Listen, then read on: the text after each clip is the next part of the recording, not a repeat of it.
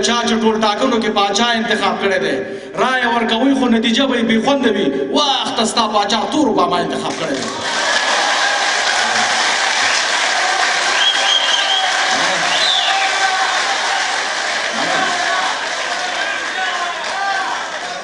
څوک وایي چې هغه او ما دا انتخاب کړی دی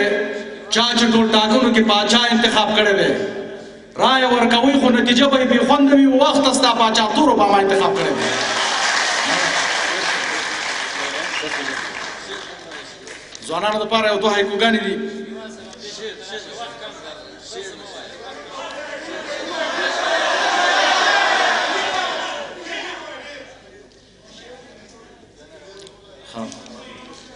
وایي د یو وکیل وې پړسېدلې شونډې د یو وکیل وې پړسېدلې شونډې ما ویل وکیل صاحب دا په تا څه شوي ویل پارلمان کې په بوتل چا ویشتو یو بله هایکو ده وایي مور سره دوه زامن عمرې ته لاړل مور سره دوه زامن عمرې ته لاړل مشري قمقلې مور ته هم سرکل کو کشري غږ وي دا سړی خو سم عادي غوندې دی نظم دی ملګرو تاسو نه لږ وخت غواړم په ډېرې بخښنې سره دا دوه کاله مشاعرو کې نو ما په دې چې مشاعره لږه راتنګه شوې وه دا چې قدرمن والي صاحب نوی راغلی دی او فرهنګپال او یو جهادي شخصیت دی نو غواړم چې نن دلته یو شعر ویم وایي ملګرو تاسو نه لږ وخت غواړم ملګرو تاسو نه لږ وخت غواړم د څو خبرو اجازت غواړم زمونږ په سر غټ تجارت روان دی زه خو انسان یم عزت غواړم زړه مې راډک شي یو دم تنګ شمه زه زړه مې راډک شي یو دم تنګ شمه زه د خپل ضمیر ته مې بې ننګ شمه زه او شاعر سړی یم رښتیا به وایم که خپلو وینو کې هم رنګ شمه زه دلته نن هر سړی په ځان ویریږي دلته نن هر سړی په ځان ویریږي شپې په وطن کې د چا نه تېرېږي موږ تړل شوي یو د پښو لاسونه مرګ درد او رنج رانه چاپېر تاویږي او هسې په نوم د حکومت نشته دی هسې په نوم د حکومت نشته دی پکې سړی سم د خدمت نشته دی په رڼا ورځ غله انسانان تښتوي په ښار او کلي کې امنیت نشته دی حکومت کې غله هم دوی بې شماره لري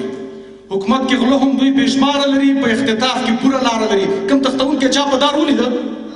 کوم تښتونکی چا په دار ولیده دوی خپله برخه ښه تیاره لري او بعضې مشران زموږ ځان خرڅوي بعضې مشران زموږ ځان خرڅوي په $100 خپل ایمان خرڅوي دوی د صحنې نه نور ویستل پکار دی زما دا ګران افغانستان خرڅوي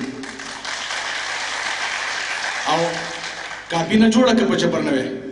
کابینه جوړه که په جبر نه وی بیا به ګیله هم به مې وزر نه وی او که دا جرګه زموږ جرګه وی نو دا دغه به زموږ مشر نه وی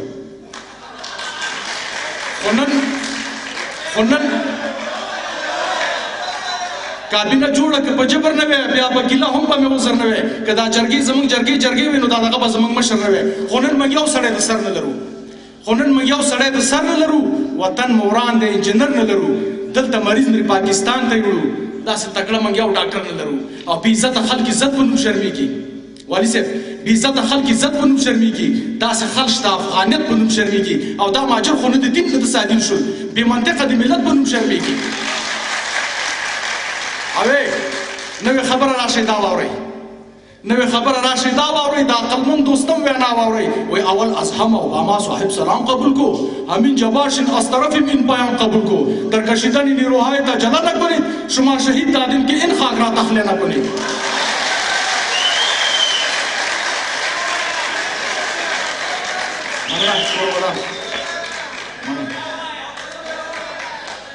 نوې خبره راشئ دا واورئ